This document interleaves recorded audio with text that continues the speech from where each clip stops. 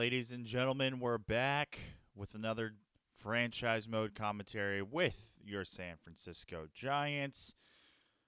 We're at the trade deadline here in year one, and as you can see, the Giants aren't doing too hot. 10 games below 500, 17 games out of first place in our division, 8 games back of a wild card spot. We are clearly not in a playoff position yet, and that means we're selling off some of the pieces of this team. And we've gone through based on what was available across the league in the blocks and what kind of made sense for some teams. And we have a couple of trades here that we think help position us for future success while not really giving away too much. So the first one is with the Philadelphia Phillies, who are in a wild card spot. They're a 2-game lead in that spot. That doesn't look like they're going to catch the Braves in the division. Look like they're going to be a playoff team. But they want to ensure some things this time around, and it's really their bullpen. You can see they have a really strong starting pitching, and outside of Matt Strom, not a playoff, a World Series caliber bullpen there. Outside of Matt Strom, Jose Alvarado, they still have along with Estevez, but they could use some more pieces. And if you're a Phillies fan or you've watched the Phillies, you know their bullpen in the playoffs has always been problems. So they would like to go get a couple arms to help shore things up. Now, the tricky thing is they are up against their budget. So we had to finagle this a little bit. But we're giving them Tyler Rogers. He's going to be a free agent. He's having a pretty strong year, coming off a good year last year as well. Not a lot of innings of work here in San Francisco, but we're going to send him over to Philadelphia along with Ryan Walker. He's also having a very strong year, would be a coveted piece, as he's also controllable for a few more, but we just don't see him in our future plans. So we're willing to part ways with him as well. And we're throwing in an additional starting pitcher here, Carson Seymour. Again, another guy we don't really see a future with. He's having a good year down there in Double-A. Maybe he becomes something for Philadelphia, but we're going to send him all along here in this package. We're going to take on Tyler Duffy not Tyler Duffy. Where is he? Dylan Covey down here. Just a throw-in reliever to get some of that cash back over our way. And then the big piece being Brandon Marsh. Okay? This is an outfielder here for Philadelphia who isn't playing much. He's only got 27 ABs on the year this year. Doing okay in those 27, but he's controllable for another 3. Can play really strong defensive outfield, and we think we can platoon him nicely with what we have in our outfield. And one of those guys where maybe a change of scenery coming out of Philadelphia. They have Hayes as their left fielder. They have Weimer and Rojas to patrol center, Castellanos and right, along with Loophole. So they still have depth there in their outfield positions. Of course, Kyle Schwarber is really just a DH there for them. But they're looking to win the World Series this year. And if you're going to win the World Series, you need to give up some players. And they're going to give up Brandon Marsh in this deal, who they haven't really been utilizing. So we think this is a fair trade. And we're going to go through with that and add Brandon Marsh to the San Francisco Giants. The next trade is with the Houston Astros, another playoff team looking to do big things. We're going to grab this outfield prospect, Colin Barber. For them, they have plenty of outfield depth. They still have some of their big prospects here, Melton and Baez, Pedro Leones here, Justin Dearden, and of course they still have a lot of their big names as well. So Colin Barber, not really much here, but a good defensive guy again. I hope that hitting tool can come around. He's 23 years old, can play any of the outfield positions. California kid. Bring him over to San Francisco, and to help them out because first base has kind of been an issue for them. They have Andrew Vaughn, who's having an okay year, but maybe they want some additional versatility there and want to ride a hotter bat. William Flores is having a slightly better year, can play some other positions for them as well, but just gives them additional depth there as they go on their playoff push. So willing to part ways with Wilmer. We thank you for your time here in San Francisco. Wish you the best of luck there down in Houston. So that's trade number 2. And then the last trade is with the Cubs. Go back over to the NL. And this is a team that also is at the top of their division. They're having a strong year, but again, looking to add on some more depth there. And first addition would be their bullpen. Similar to the Phillies, they have some okay guys, but really want to add in a true star there into their bullpen. Taylor Rogers, sending him over there to the Cubs, having a strong year. Lefty reliever, can really do a lot for them and helps solidify that area of weakness for them in their bullpen.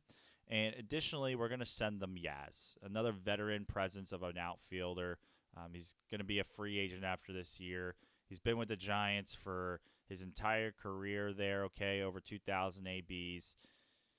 But we would probably let him walk in free agency anyways. We want to send him to a contender. Hopefully he can get a World Series ring.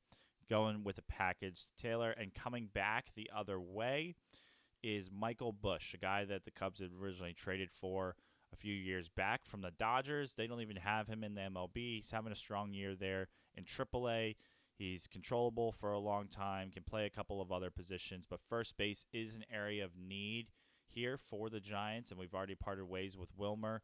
We just have Wade here for this year, and I'm not entirely sure we'll bring him back. So this gives us some options there if there's nobody in free agency. If we want to play Busch next year as a full-time first baseman, then maybe we go through with it. But this is going to be the trade here and our last trade. So best of luck there, Yaz and Rogers, as we send you to Chicago. Hopefully you guys can bring in a World Series for them. So that's it. I will go through and edit the rosters and the lineups and get everything sorted. And we're back. We've gone through the lineups, the roster, pitching rotation. Nothing really crazy, just getting in the guys we just traded for. Busch will get the DH role. Marsh moving to left field. That's pretty much it across the board. Do have him sitting versus lefties. Called off Castro because he's a pretty good hitter versus lefties. We'll see what he can do at the major league level for the rest of the year. And for the pitching, we called up Tristan Beck, as he had a pretty good year last year and was pitching well in the minors. We'll see what his stats come out to for the rest of the year. Davovich was also pitching well in the minors, so we just called him up as well to see what these guys can do for us as we move forward through the rest of the year. So that will take us to the end. And the trade deadline has passed. It's the deadline to sign draft picks. Like I said, we've already signed everybody. So we'll go through into that next day and take a look at what we drafted. So off the bat, nothing too great here, okay? Fuentes did not pan out to be a stud starting pitcher. Then neither did this Henry Merced guy, even though he claimed to be. So that's unfortunate there. Zach Nova, okay, starting pitcher. Lloyd German, a guy we took a chance on. Nothing much there. And then David McDougall as well. Actually a pretty decent reliever there. So all in all, not the best draft, I will say. We'll take a quick look across the league here as we see if there's anybody that really jumps out to us in potential and overall as a good draft pick here. So the Pirates look up to take that first baseman. They took second overall there. Looks to be a good pick. Brewers getting a defensive-minded shortstop there. Another outfielder here for the Reds as well as a starting pitcher. Some good picks there. Strong starting pitcher here for the Nationals as well. Okay, that helps them out. Power hitting third baseman going to Philly. Hidalgo, this was that guy we debated between, like we said, probably a high contact on base guy, but outside of that, not much, and it's not really with the profile you want out of your first baseman anyways. Looks to be a strong starting pitching prospect here for the Rangers.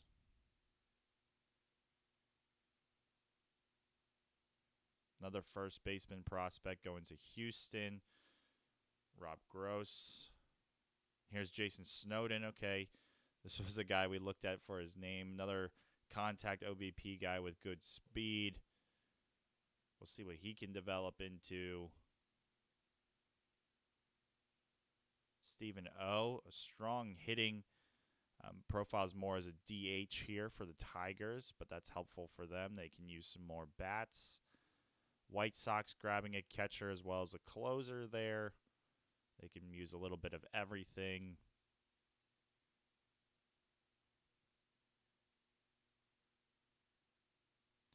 All right, so across the board, nothing too crazy in terms of draft picks this year. We definitely didn't do as well as we would have hoped coming out of the draft, if I'm being honest. But sometimes that's the way it goes. Good thing we're in a big market. We can pay some big free agents. So contract extensions, take a quick look. Again, I don't really think we can. There's a point to extending anybody super long term. A couple of these guys are renewable for the league minimum, is what we'll probably end up doing. Marsh and Heliot Ramos, Wade. A lot of these guys will probably run back on a 1-year deal again and just kind of see what kind of growth we can get out of them and who we're really going to go long term with into the future. As we have a couple of guys competing over the same spots, we want to find out who is really going to excel. So we'll simulate through here. This should be pretty quick, as there's no more scouting, there's no more trades, which reminds me, let's take a look across the league real quick and see if there's any other trades that happened that are worth noting. Last year's deadline was pretty crazy. All our trades in here now. Let's see if there's anybody worth calling out. So the Phillies got McMahon earlier in the year from the Rockies for pitching prospect Max Meyer, who I believe, blanking on which team he's originally on. So they must have traded for him earlier. You saw that during the Astros trade, they had Outman for a couple of prospects. Red Sox bolstering up their bullpen from the Brewers. Astros also got Will Smith there. So the Astros were very active. The Reds grabbing Sal Frelick from the Brewers for Travis Bazana, who was actually a part of the Guardians organization, one of their top prospects, and Chase Hampton. So that's a very interesting trade, as both those teams are getting star potential players there. The Luis Robert one from earlier in the year. Brent Rooker goes to the Braves to help out their depth. The Zach Galef one from earlier to the Cubs. Good pickup for them. See if there's anything else. Okay, the Pirates took on Chris Bryant's contract from the Rockies. I'm sure they're happy they're done with that mess. Okay, a couple of other minor league prospects being changed around, or fringe MLB players. Andrew Painter, or Andrew Pintar. That was Andrew Painter. Okay, a little bit of a different one. Blue Jays got Alec Thomas early in the year from Chris Bassett. So not as crazy as last year's, with a lot of the prospects being moved around. And yeah, that's how the league's shaping up this year. Keep an eye on our minor league teams, as they were having success there. Want to make sure that they can continue into the playoffs. We just have to make a roster move. I believe it's a couple too many outfielders after some of those trades. Probably just send down the worst one here from AAA. Yeah, Colin Barber is doing well there in AAA, so we'll leave him. McKenna, Wade Meckler, they're kind of the same. Encarnacion. Vaughn Brown's not having the best year, and he's one of our better, I guess you could say, prospects there at 25. Let's send him down to AA and see if we can get his numbers a little bit stronger there. And unfortunately, Hunter Bishop, you haven't played much, so you're going to get sent down to single A. Go through these lineups real quick. I believe, yep. He was playing every day. DH. See if there's anybody a little bit stronger.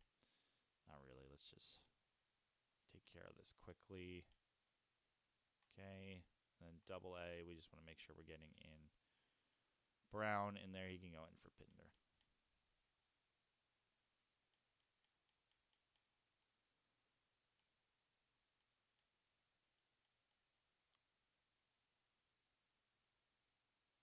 This is no DH. Pinder. There we go. All right, that takes care of it. So yeah, Double A's leading their division. Triple A is a half game back. We'll kind of sim up to here. Should be about the start of the minor league playoffs. Just place on bench. And we wanted to finish around 500. So if we can go on a little bit of a run here to close out the year, get through August.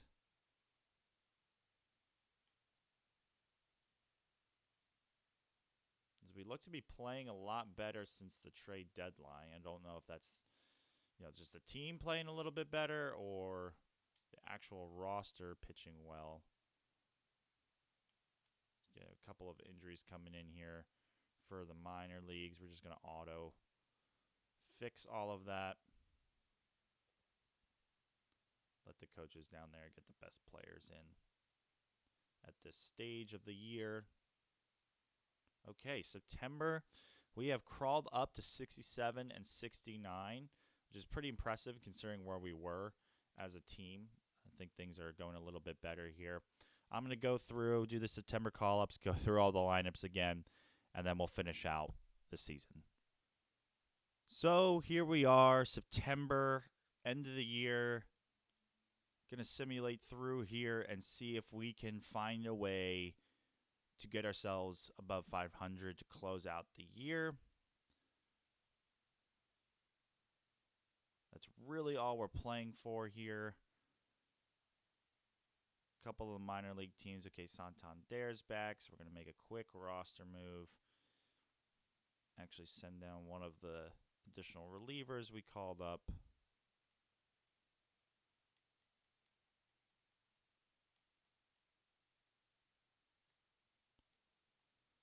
As they are fighting for a playoff spot, so we want them to have a few players there as well. Bryce Eldridge was a guy we were looking to call up to AAA, but because AA is doing so well, and we want him to continue to get a lot of the playing time and kind of be a centerpiece for that, we just left him stay there as well. So a couple of tweaks here. AAA looks to have just missed out on the postseason, and AA has made it. So we'll take a look at that here quickly just to make sure all the lineups are still the same for kind of the best players where we want them playing. Let's get Vaughn Brown in there. He was doing pretty well down here in AA. Also want Walker Martin playing. Vaughn Brown and Walker can sit versus lefties. Okay, pitching, make sure Eldridge is there. Yep, Fletcher as well, one of our pitching prospects from the year before, pitched really well. We want him in there.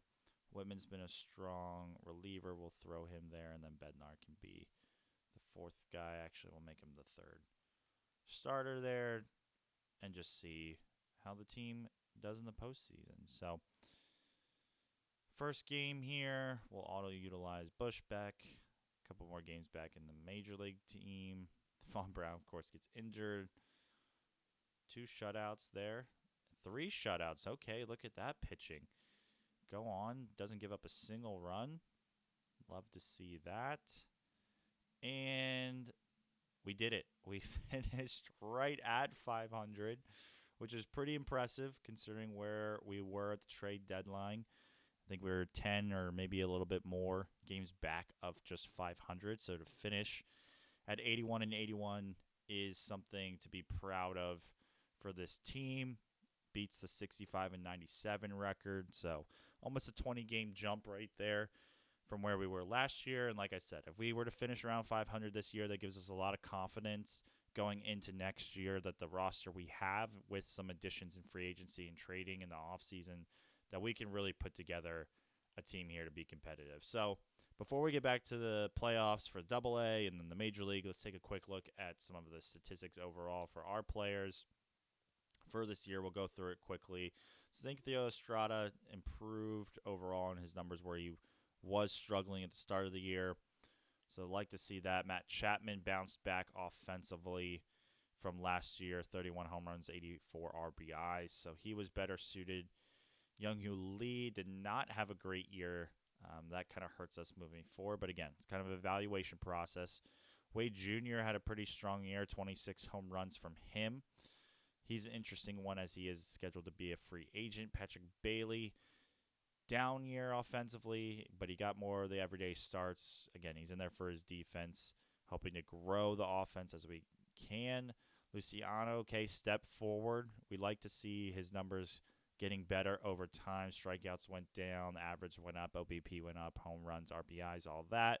So that's great to see. Heliot Ramos, kind of similar numbers, actually a lot better numbers than where he was last year. So that's great to see. Santander being hurt him overall, but he was having decent numbers. Some of the power numbers dropped a little.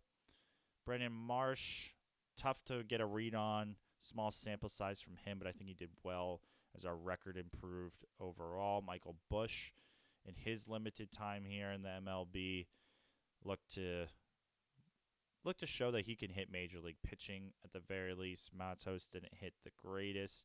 Blake Sable actually had a strong year as a backup catcher, so it's something to note. And then as far as pitching goes, Corbin Burns had a very strong year. Everyone else not the best out of our starting pitching. Logan Webb, Robbie Ray, Kyle Harrison, Birdsong, Jordan Hicks, all pretty bad numbers, not going to lie. Jordan Hicks, I think, is definitely better served in the bullpen in the future. Maybe we trade him and move on from that contract. That's a decision we'll have to make. Lopez, Moore, Barlow, Duvall. Okay, Davich pitched well in his 7 innings that he was there. And Stashik, 1 inning and no earned runs as well. So 44 saves for Duvall, as it looked like the team gave him something to play for in the back half. So we like to see that. Take a quick look at the overall league leaders for some of this stuff. So Cunha with the average. Oh, this is AL. I like to just stick with the NL here. Go through some of the big numbers. Trey Turner looked to have a good year. Shohei led the league in home runs and RBIs. No surprise. That's what typically happens. Will Smith leading in OBP. Yeah, Will Smith had a monster year there for LA. Him, Mookie, and Shohei being 2, 3, 4 on the list is crazy behind Acuna, who probably is going to win the MVP. But he might lose it to Shohei, as it usually goes that way. Paul Skeens leading the league in wins, tied with Kershaw. Okay, Spencer Strider had a monster year. 7 shutouts from him. Skeens leading the way in strikeouts. Pitching war, batting war, Will Smith. Cody Bellinger getting in there, having a really good year for Chicago. Okay, so that rounds out for the NL overall statistics. Take a quick look at our roster, and then we'll get back to the playoff simulation. Just kind of see if there's anybody really growing, really dropping off. Like I said, Kyle Harrison improved on last year's numbers slightly. He is staying healthy and pitching a lot, so he's getting decent natural growth there by just getting the playing time. Robbie Ray, bad numbers. We'll see what we can turn him into for next year. Probably going to look to move on from his contract if we can. Birdsong, decent growth. Wiston Hunt had decent growth here as well. Tristan Beck, how did he pitch in the majors? Yeah, he's a solid major league guy here for us. Mason Black, decent numbers. Eldridge grew nicely here. Murphy, okay, a lot of our C prospects are growing. Justin Fletcher, early draft pick last year. Some decent growth. Okay, some good growth there all around from the starting pitching. Bullpen, yeah, it actually looked to improve overall through the course of the year. We have some options, at least some depth pieces here with some of these older guys. Again, nothing really much in prospects. Duvall dropped off a little. That's okay. Bailey and Sable had decent growth. That's kind of it from the catching standpoint. Wade had a decent year. Bush, kind of similar players. So we'll see when it comes to the offseason what decision we're going to make there at first base. Pretty sure Vladdy will hit free agency as well. Theo Estrada grew decently. Castro platooning into lefties. Not the best numbers. Cackle and Martin. Some good growth there. Chapman. Rojas played the whole year in AAA and had really good numbers there. We were hoping to leave him down there to help that team make the playoffs. They didn't. He'll be another guy that we might bring back for that depth in our organization. Decent growth here from our shortstops. Again, nothing really crazy, but okay growth. Marsh getting some playing time. Maris, Barber, we picked up. Okay, center field is really where we have a lot of our players and prospects. So at least Matos had good growth. Ramos, not so much. Meckler, McKenna, okay. Christian Vaquero, who we got offered earlier in the year. Decent numbers there in Double A. Santander, Von Brown hitting better there in Double A, and they're in the postseason right now, so it's always fun. Okay, so nothing crazy, but some good overall growth from a lot of these guys. Wow, plus 11 contact there for Grant McKay versus lefties. That's probably the biggest one, actually, that we saw. And then here, we're going to go back to the Double A, but just to set it up for the actual postseason. So you got Texas and Cleveland, Texas Rangers being the 1 seed, Cleveland the 2. Houston, Seattle, Yankees, Minnesota as the 2 wild card teams. And, of course, the Dodgers and Braves being the 1-2 seed in the NL. You have the Diamondbacks versus the Phillies in the wild card, and the Cubs versus the Padres in that other wild card. So just remember, we made trades with the Phillies and the Cubs there in the NL. We'll see if either of those teams can punch their ticket all the way to the World Series and how that'll pan out. And then the AL team, if my memory serves me, it's the Astros. So, again, all 3 of the teams we made trades with are all here in the postseason. We'll see if any of those guys can get a ring at the end of it. So, we'll go back here to Double A. We're taking on the Reading Phillies, lose the first game, lose the second game, win the third, win the fourth at home. Okay, Game 5, winner take all, and we win. We won the Eastern League Championship Series there for Double A. That's always cool when your organization is having some wins in the postseason in the minor league. So Seattle takes down Houston, so Wilmer Flores is done. The Yankees sweep Minnesota and are going to Cleveland. You had Arizona beat out Philly, so the bullpen pieces there are done. And then Chicago being the only team that we made trades with, continuing on here in the postseason as they are already down 2-0 to the Braves. Not really much of a surprise, but we'll see if they can make any of a comeback. I'm not sure if Double A has any more postseason games or if that's it. Looks to be it. So, yeah, they won the championship there. So, Texas takes down Seattle in 4. Cleveland does the same thing to the Yankees. So, you have the top 2 seeds in the AL moving on. You have the top 2 seeds in the NL moving on as the Dodgers beat the Diamondbacks and Braves swept Chicago. So, a lot of chalk in this one. Atlanta sweeps the Dodgers 4-0. They've yet to lose a game here in the postseason.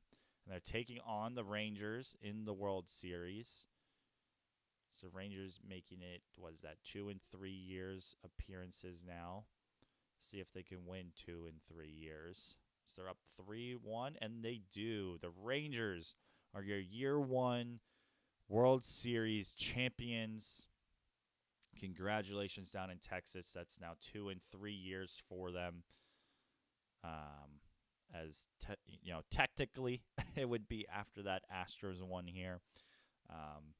But we kind of skipped that year in the awards area. So Marcus Semien is your World Series MVP for postseason play. Sean Murphy from the NL, Marcus Semien from the AL had a really strong year for them. Take a quick look at some of the awards here. We'll go through the NL quickly. Call out anybody if any Giants made the list.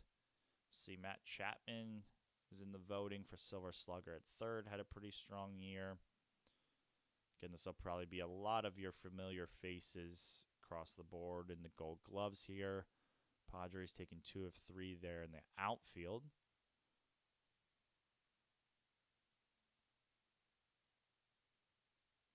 Patrick Bailey with a Gold Glove behind the plate. It's well earned. You figured he was going to get at least one of those here in the next few years. Hank Aaron Acuna, Rookie of the Year. Jorge Valera from prospect originally from the Guardians, traded to the Rockies. Now they also have Charlie Condon, who you remember was a real-life player drafted in the first round, so we've added him in here. Dylan Cruz making his name felt. So the Rockies have a good young outfield there, it looks like, coming together in our division. You hate to see them getting Rookie of the Year awards because of that, but they'll be a challenge for us when we get there. Okay, and we'll just go through the AL quickly here. As you saw Shohei take the NL MVP, Seager gets the AL, Shane Bieber with the Cy Young batting title to Rushman, Hunter Harvey gets the reliever, and the Twins with the Rookie of the Year in Cade Marlowe. Okay, go through this quickly just to have the names and the history, a little bit of a storyline. Seattle made all those moves. They signed Juan Soto, traded for Nico Horner. Had really good starting pitching, but they didn't get it done this year. So Wilmer Flores was in the conversation as a DH there after being traded. That's kind of funny. Vladdy does win the Silver Slugger, so something to note here going into free agency if you really want to go get that first baseman. He is now an award winner entering that. Yeah, there it is. Juan Soto, what type of year did he put up in Seattle? Power numbers dipped, as you'd figure. Tough park to hit in. But the OBP, the average, is all there where you'd expect it for someone like Juan Soto. And that's it. That brings us to the end of year one. Go one day further here and see what we have in store, who retired. Not going to go through the whole list. Justin Verlander hangs him up, Hall of Famer for sure, over 3,000 innings, 3,000 Ks, 3.2 ERA, 250 wins. Incredible career for Justin Verlander. Exclusive free agents. Now, we did talk about Wade. He had a strong year. OBP at 350, 26 home runs. It's hard for me to want him to bring him back because of where we are with Bush and with the potential of signing Vladdy to be our everyday first baseman there. So I think we're okay to let him hit free agency and bring him back if we want. And then Matt Moore was not the experiment we were hoping it would be here in San Francisco. We're going to let him walk for sure. Take care of some of these coaching contracts here. Again, we're just going to try and find an A guy with decent numbers there, no minuses. Bring in the hitting coach, and we need a third base coach and a farm director. So same thing. Just offer them some points here and power like that. Again, I don't know if that really does anything, but sign them anyways. Just waiting on the farm director, I think. And he accepted the Mets managing offer, so we'll just go back and see if we can sign a farm director here. Glenn James, no offers. Okay, so that brings us here to free agency. We'll give a quick teaser to see what's available, what we might be able to go after to help improve this team. $50 million currently in our cap space. We have a couple guys like Jordan Hicks and Robbie Ray who have some higher valued contracts that we could look to move on from if we wanted. And that leads us to the starting pitching. So you have people like Dylan Cease and Framber Valdez, Zach Gallen, Kevin Gausman, Mitch Keller's available, Luis Giolito, Kershaw, Ranger. A lot of really good starting pitching in here. We can certainly go after one of these top guys again and just create a three-headed monster there with Burns, Webb, and whoever we want to pick up. As I don't think Kyle Harrison's really ready for a 3 spot. If we're looking to try and tease for the wild card this year, I think another starting pitcher would certainly help. Of course, we want to help improve the bullpen as well. Nothing overwhelming in terms of quality, so the trade market might be the best place for some bullpen help. We've got some premier closers. Again, we have Duvall, so we don't really need to pick up one of these guys unless we want to get someone who's aging a little bit that we might be able to throw into the setup role. That would be helpful. Catching, we're fine on. First base is definitely a spot of need, but we do have some players who could play first base, like Michael Bush, like Santander. So we don't need a first baseman per se, but it certainly would help. The likes of which of Vladdy, Yandy Diaz, even Luis Arias, right? A true contact hitter at the top of the lineup would help us out a lot. You have Josh Naylor in here as well, Reese Hoskins. Rizzo could bring back someone like Flores or Wade to help round things out while Bush develops. That's an interesting place to look at. Second base, is a position I think we could look to improve upon given the right player and the circumstance. I'm not sure if there's anyone out here who is really jumping out at me as Kike Hernandez looked to crush lefties this year. Third base, another position we really don't need, not really much here in terms of value. Shortstop, we still want to keep playing Luciano there. He's growing. He's getting better. He's only 22. We like him defensively a lot, and outside of Bo Bichette, there isn't a lot here in terms of a difference maker, although that contract is very nice, but I don't know how much I love playing him defensively at a premier spot in shortstop. And then outfield, we have a lot of guys who we're pretty committed to, or at least we want to continue growing. That does bring up the spot of another DH role. If we wanted to get a full-time DH like Ozuna or Schwarber and move Santander to the outfield, let Bush play first base or be a bench bat, something along those lines, we can certainly see. And then Kyle Tucker here probably being the biggest name available as a changing bat for our lineup. But again, we're so deep in the outfield, I don't know if we necessarily want to go after somebody like a Lane Thomas or a Kyle Tucker. That might just clog things up a little bit. Could just bring back Yaz for some depth, although I think his time here in San Francisco is done. So yeah, that kind of gives you an idea of what to expect there in free agency. Like I said, this is the year and into next year where we're really going to be looking to spend and add some significant pieces to this roster. Like I said, Robbie Ray hasn't had the best run here in San Francisco. He might need a change of scenery. He's only got 1 year left.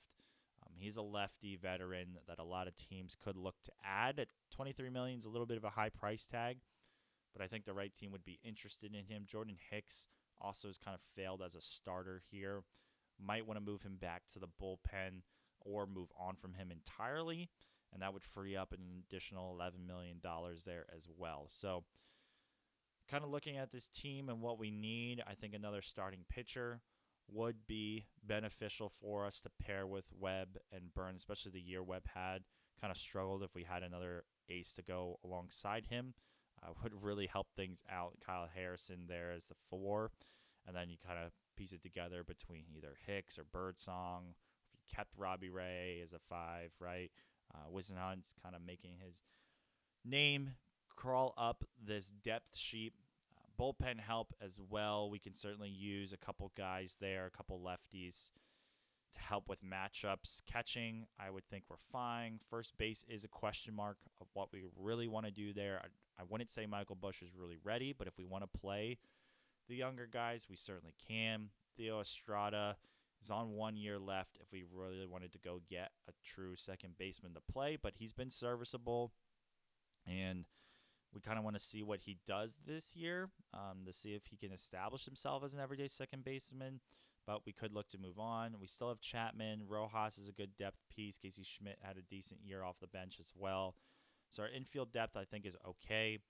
Luciano is, we're hoping, going to be our future starting shortstop. He's 23 years old, had pretty good growth numbers. If we can continue that progression for next year, I think we would really like that going forward. Brandon Marsh will definitely be in the conversation for the outfield. We have Young-Hoo Lee, Luis Matos, Heliot Ramos as well, and then Santander. So we don't have, that true superstar, I would say, in the outfield. We have a bunch of capable major leaguers and just hoping couple of them come together to click there offensively. So I would say starting pitching and first base are kind of the biggest question marks where we're going to look to address this offseason. We'll take a look at what's available in the trade market as well. But we'll handle all that in the next video. For now, we're going to sign off, and we'll catch you all next time.